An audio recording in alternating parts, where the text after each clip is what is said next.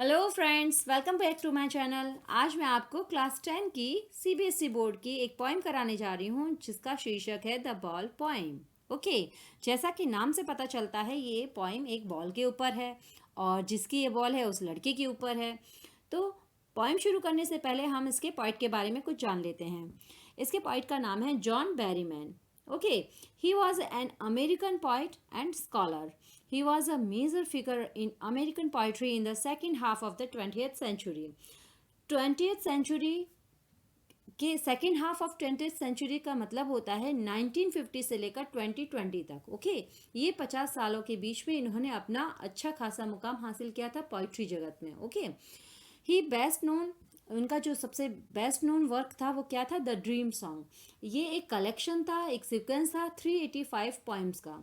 385 poems की एक sequence था जिसका नाम था द ड्रीम सॉन्ग। ये बहुत ही पॉपुलर हुआ था और इसी में से एक सॉन्ग, ये जो द बॉल पोइम है, वो आपके बुक में मेंशन की गई है। ओके, अब हम पोइट के बारे में तो हमने जान लिया, अब हम पोइम के बारे में भी थोड़ा सा देख लेते हैं। उसका इंट्रोडक्शन भी मैं आपको बता देती हूँ। Through this poem the poet has describe the reality of the life. इस पोइम के ज़रिए, द बॉल पोइम के ज़रिए, ये पोइट जो हैं वो जो हमारी लाइफ की, हमारे जीवन की जो रियलिटी है, सच्चाई है, वो डिस्क्राइब करना चाहते हैं। Okay, which everyone has to face one day, जो कि सभी हर व्यक्ति को किसी न किसी दिन फेस करना पड़ता है। He has touch the topic of how to stand up against the miseries and sorrow of life. उन्होंने जो जीवन में संघर्ष मिलते हैं, जो कठिनाइयाँ आती हैं, उनको किस तरह से स्टैंड अप किया जाता है, उनको किस तरह से फेस किया जाता है, इसके बारे में बताया गया है। Okay, so without wasting our time हम स्टार्ट करते हैं हमारी the ball poem. A boy loses a ball, he is very upset. एक लड़का है इस पोइम में, वो अपनी बॉल खो चुका है, उसने अपनी बॉल खो दी है और वह इसके बाद बहुत ही अपसेट है। A boy does not cost much nor is it difficult to buy another ball. ना तो वो बॉल इतनी महंगी है और ना ही ऐसा कुछ है कि वो उसके लिए दूसरी बॉल खरीद पाना मुश्किल है, ऐसा भी कुछ नहीं है। तो फिर ऐसा क्या है कि वो बॉय, जो लड़का है, वो इतना अपसेट हो गया है। ठीक है, read the poem to see what the poet thinks has been lost and what the boy has to learn from the experience of losing something. अब यहाँ पर दो क्वेश्चन आते हैं। ठीक है, क्या क्या क्वेश्चन है? एक तो जब बच्चे ने बॉल खो दी थी, उसके साथ साथ बॉल के खोने के साथ साथ उसने क्या क्या और खोया था, ये हम पोएम पढ़ने के साथ साथ हम जानेंगे। ठीक है, और जैसा कि सभी जानते हैं कि जब हम कुछ चीज़ खोते हैं तो कुछ चीज़ हम पाते भी हैं। तो जब बच्चे ने उस बच्चे ने जब बॉल खोई थी तो जाहिर सी बात है उसने बहुत कुछ पाया भी होगा, और क्या क्या पाया है वो भी हम इस पोएम के ज़रिए हमें पता चलेगा।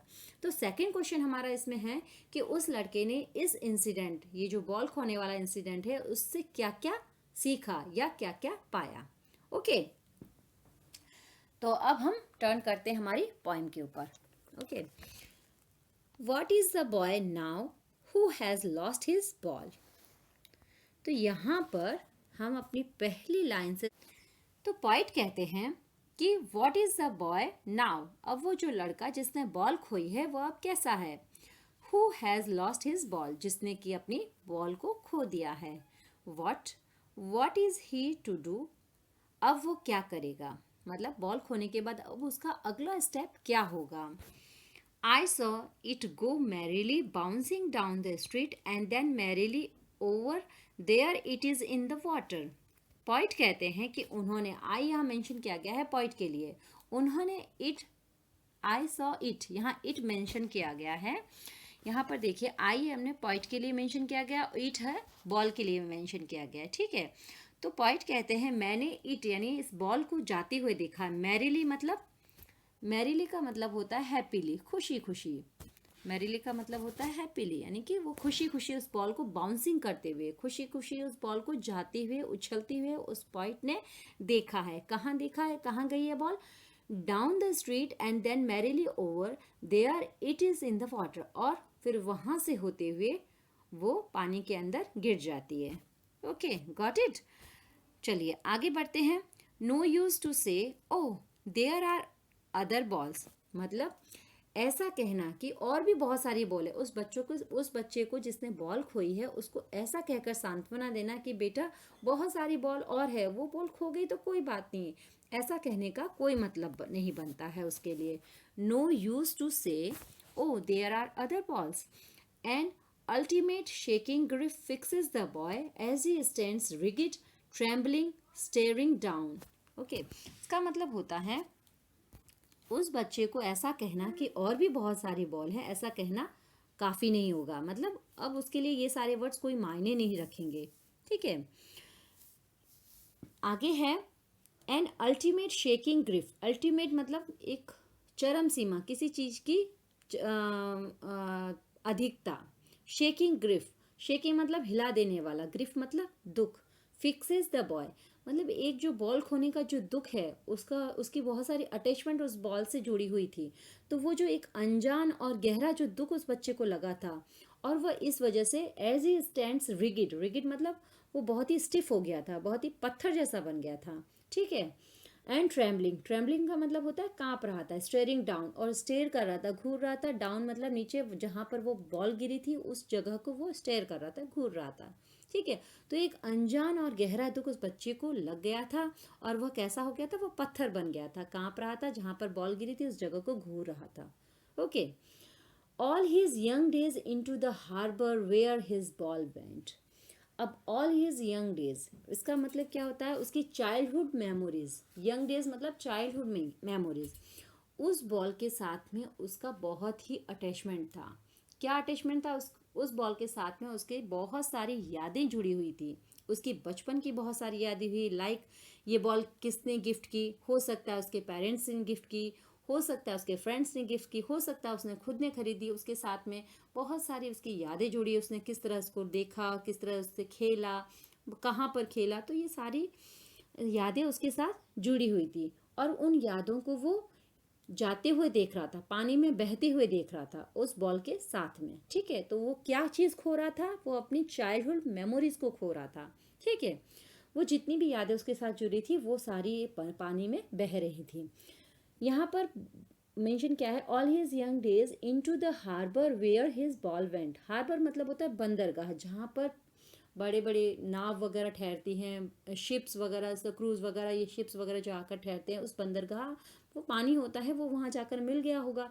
तो वो उस बंदरगाह में जहाँ पर उसकी बॉल गई है, जा रही है उस पानी के ज़रिए, तो वो अपने सारे अरमान, सारी मेमोरीज उसमें जाते हुए देख रहा था. सो आगे बढ़ते हैं. I would not intrude. देखिए, I would not intrude on him. Intrude का मतलब होता है दखल देना, इंटरफेयर करना. तो पॉइंट कहते हैं कि मैं उसके इस मामले में दखल नहीं दूंगा. अब क्यों दखल नहीं दूंगा और कैसे दखल नहीं दूंगा, चलिए देखते हैं. अ डाइम, सबसे पहले तो ये जानिए डाइम क्या होता है. डाइम होता है यूएस की करेंसी है, उसको बोलते हैं, जैसा कि आपकी बुक में भी मेंशन किया गया है, 10 सेंट्स. ठीक है, 10 पैसे को एक डाइम बोलते हैं. ठीक है, तो अ डाइम अनदर बॉल, तो वो क्या बोलते हैं कि मैं उसको 10 सेंट्स भी नहीं दे सकता, क्योंकि ये उसके लिए वर्थलेस होगा, ये उसके किसी काम का नहीं होगा. ठीक है, मैं उसको डाइम 10 सेंट्स देना वर्थलेस होगा, उसके लिए कोई मायने नहीं रहेगा, क्योंकि इस पैसे से उसकी वो बॉल नहीं ला पाएंगे जिसके साथ उसकी ओल्ड मेमोरीज, उसकी बचपन की यादें जुड़ी हुई हैं. ठीक है, अब आगे पॉइंट कहते हैं now he senses first responsibility. अब जब उसको ये सब पता चल गया है, ये सब उसने बॉल को खो दिया है, तो उसने अपनी पहली रिस्पॉन्सिबिलिटी, अपनी लाइफ की पहली जिम्मेदारी का एहसास हुआ है उसको.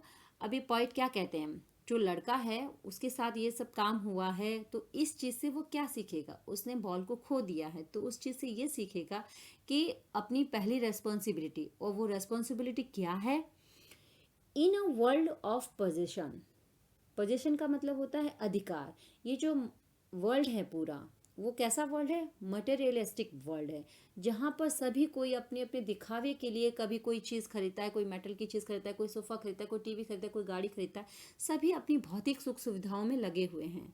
तो सभी कोई इतना वैभव में खो गए हैं कि जो ये वर्ल्ड है, मटेरियलिस्टिक वर्ल्ड है, सभी कोई अपने घर में नई नई चीज़ें ला रहे हैं और अपने घर में होड़ा होड़ी लगी हुई है। एक तरह से कहते हैं ना कि भाई उसने खरीदी है तो हम भी खरीदेंगे, अलग अलग तरह के। तो यह इसी को ही पॉइंट वर्ल्ड ऑफ पोजेशन बोलते हैं। ठीक है। So people will take balls, balls will be lost always little boy. Okay, always little boy. तो पॉइंट कहते हैं इन दिस मटेरियलिस्टिक वर्ल्ड में जो अपनी संपत्ति को जो संभालेगा, मतलब यहाँ पर उसने बॉय ने एक बहुत ही अच्छा लेसन सीखा है। क्या लेसन सीखा है? कि इस भौतिक दुनिया में अपनी संपत्ति, अपने पैसे, अपनी चीज़ों को संभालना सीखेगा वो अब। क्योंकि जब उसने बॉल खोया है तब उसको ये पता चला है कि किस तरह हमें बॉल की उसको सुरक्षा करनी चाहिए थी, उसको खोने से बचाना चाहिए। तो ये उसने सबसे बड़ी रिस्पॉन्सिबिलिटी सीखी है कि इस भौतिक वर्ल्ड में उसे अपनी संपत्ति की देखभाल कैसे करनी चाहिए। यहाँ पर बॉल्स का यूज़ पॉइंट ने, यहाँ पर ये जो बॉल्स है, balls will be lost always little boy, यहाँ पर बॉल का यूज़ उन्होंने किया है पॉइंट ने अपनी वेल्थ के लिए, अपनी संपत्ति के लिए किया है। ठीक है। इन दिस वर्ल्ड सभी कोई एक दूसरे की टांग खींचने में लगे रहते हैं, बाय हुक और बाय क्रुक, ये तो सभी जानते हैं। तो अपनी चीज़ों को संभालना, अपने पैसों को, अपनी चीज़ों को संभालना एक बहुत बड़ी जिम्मेदारी होती है। तो पॉइंट यही कहना चाहते हैं कि वो बच्चा आज लाइफ में सबसे बड़ा लेसन सीखेगा। फिर आगे कहते हैं मनी इज़ एक्सटर्नल। मनी तो बाहरी चीज़ होती है, विदाउट फीलिंग, मतलब उसमें कोई फीलिंग नहीं होती, वो तो हम बाहरी दुनिया में कमाते हैं उस चीज़ से। ठीक है। फिर नेक्स्ट पॉइंट कहते हैं he is learning well behind his desperate eyes. उसकी जो निराश आंखें हैं, लड़का अपनी बॉल के लिए जो उसकी निराश आंखें हैं, वो सब वह किसी चीज़ को खो जाने का ज्ञान सीखेगा कि किसी चीज़ को खो जाने का क्या ज्ञान होता है। अपनी निराश आंखों से क्या सीखेगा? एपिस्टेमोलॉजी ऑफ लॉस, वो किसी चीज़ को खोने का ज्ञान सीखेगा। आपकी बुक में मेंशन क्या है? Understanding the nature of loss, what is mean to loss something, मतलब किसी खोने का दर्द क्या होता है, किसी चीज़ को खोने का दर्द क्या होता है। जब हम किसी चीज़ को खोने का दर्द समझ जाते हैं तो हम आगे से इन फ्यूचर हर चीज़ को संभाल कर रखना सीख पाएंगे। तो यही लेसन उस बच्चे ने सीखा है। knowing what every man must one day know and most know many days how to stand up। तो वो क्या सीख रहा है बच्चा? कि हर इंसान को यह सीखना पड़ता है। कई लोग ये बातें कई दिनों में सीख पाते हैं, परंतु वह लड़का इतनी जल्दी सीख गया है।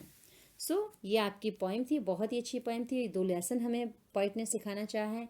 तो सबसे पहले जो हमारे क्वेश्चन थे 2, कि उस बच्चे ने क्या खोया था, तो उसका आंसर है कि उसने क्या खोया था? चाइल्डहुड मेमोरीज खोई थी उस बच्चे ने। ओके, अपनी बचपन की सारी यादें उस बॉल के साथ में खो दी थी।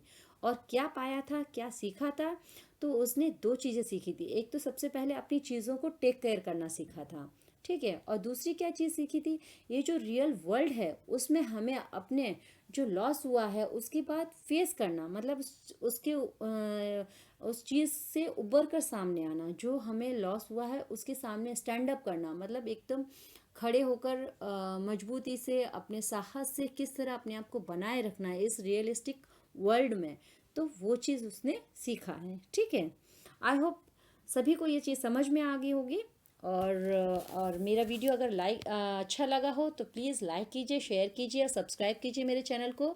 मैं आगे इसके क्वेश्चन आंसर और इसकी समरी भी लेकर आऊँगी, ताकि आपको एग्ज़ाम में अगर इससे रिलेटिव कोई भी क्वेश्चन आंसर पूछे जाए तो उस समरी के अकॉर्डिंग आप उसके क्वेश्चन आंसर दे सकते हैं, उसके आंसर इजीली दे सकते हैं। और मैं इसके क्वेश्चन आंसर भी लेकर आऊँगी। Keep watching my videos. Thank you.